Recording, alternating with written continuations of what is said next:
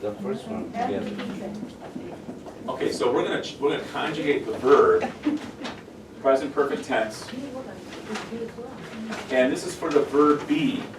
Now remember when we're conjugating verbs, usually you want to consider the verb in the singular and in the plural forms. So, and consider using pronouns. So, I, you, he, she, it. And with the present perfect tense, of course, you want to choose has or have, right? So it's going to be has or have, and then after that, what would you use? For the main, the main verb is in the form of the past participle. Okay, past participle. So with the verb be, the simple form for the verb be is be. The past tense for the verb be is, no, it's was, or, were, and then the past participle is really important here. It's been. So we want to use the helping verb, has or have. These are the helping verbs. And then we want to use the main verb in the form of the past participle. In this case, it would be be. So here are the directions. Conjugate the verb be in the present perfect tense. I have been. Good. You have been. He good. Has been. And these are all going to be the same. She has been. It has been. These are all singular. If we use the contraction, which is pretty common, if we put these together, instead of saying I have been, then what would it be? Then you say I've been. You have been would be you. He has been would be he is. He's been. She's been. It's been. For the plural, you and I become we. We have been. Very good. If I put we and have together, what's the word? We've. Good. It'd be we've and then been. We've been. The plural form for you is you. You have been. And the plural for he, she, and it becomes they. They have been. And if you put these two together, if it's a contraction, they've. Good. They've been. So that's all you have to do. For this is you just have to write, you don't have to use the contractions if you don't want to, but these are singular and then these are plural. Okay, did everybody do that? You know, it's a good practice. It's really good practice to do this on a regular basis and do it just like I show you in your notebook, or you can do it here. There's not a lot of space here, but it's good practice. And then if you make it negative,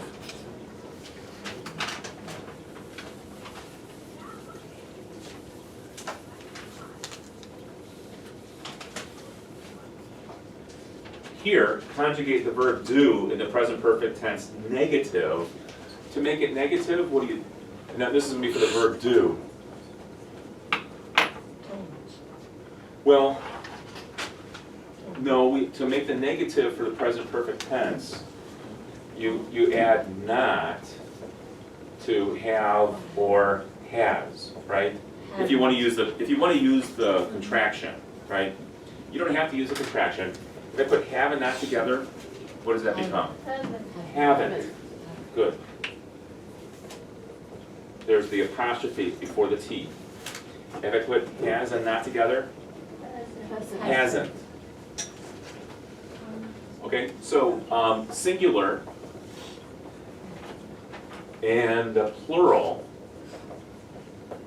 Now if it's the verb do, the simple form is do, past tense is did, and the past participle for the verb do is done. So we want to use done, D-O-N-E. Negative.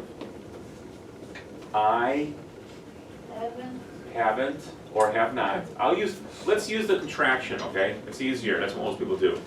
I haven't done. And you probably have something after this, an object of some kind. I haven't done it. I haven't done my homework.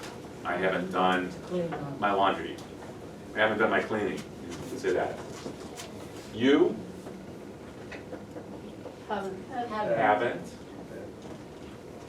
And then the main verb, past participle, is done. So it's always going to be done, right?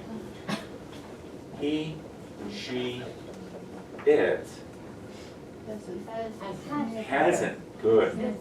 Not doesn't, he hasn't. Hasn't done. Now, if I put this in the present tense negative, then you say doesn't, right? So if I say, for example, he doesn't do his laundry. He doesn't do his laundry. If I put this negative, past tense, he didn't do his laundry. Yeah, so doesn't do, this is present tense. Didn't do, this is the past tense.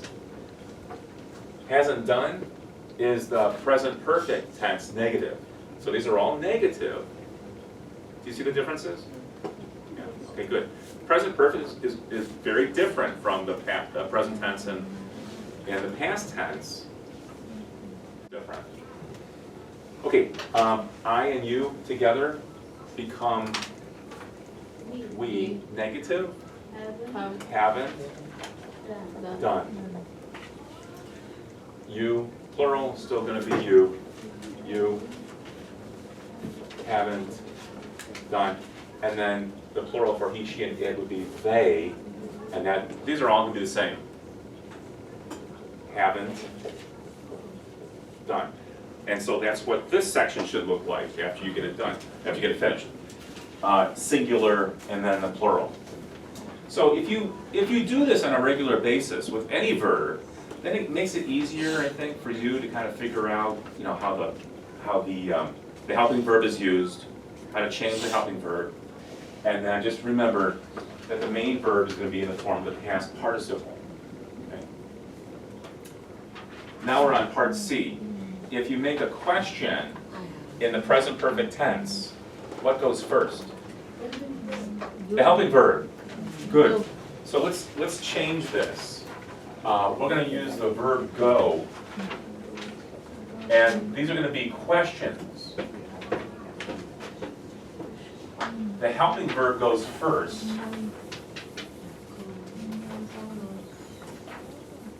Okay.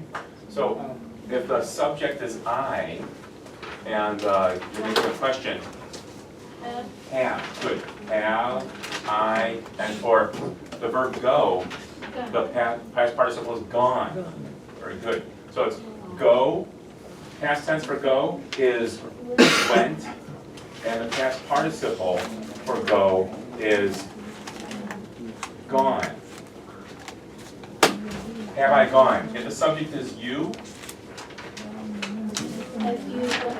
have you gone, and he, she, or it has.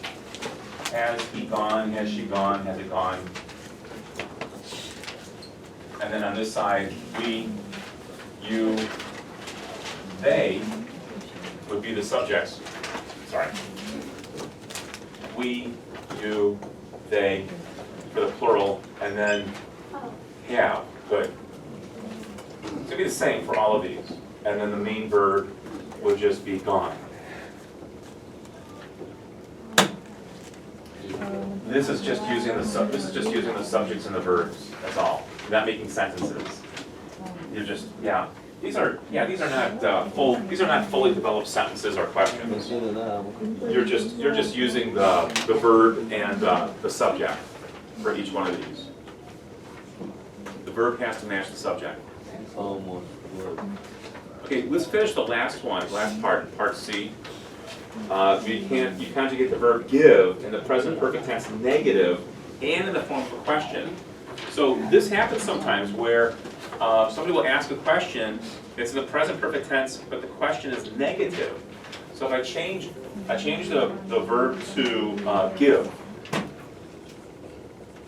it's a question and it's negative.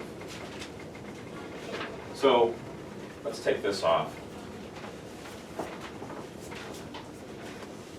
Give, past tense is gave, and the past participle is given, G-I-V-E-N. To make the question negative, you just put not after have, or use a contraction. So I could say haven't. Let's take these off. Just make these negative. Haven't I, and then the given, very good. Haven't I given? Haven't you given? And then he, she, it, if I make this negative, would be hasn't given.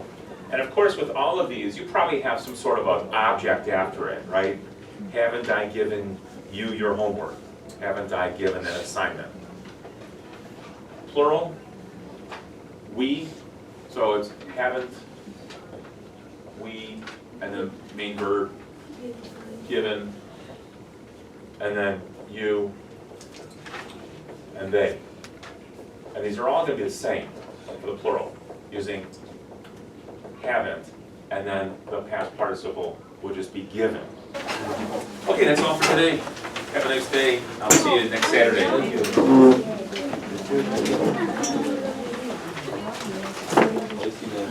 Bye-bye.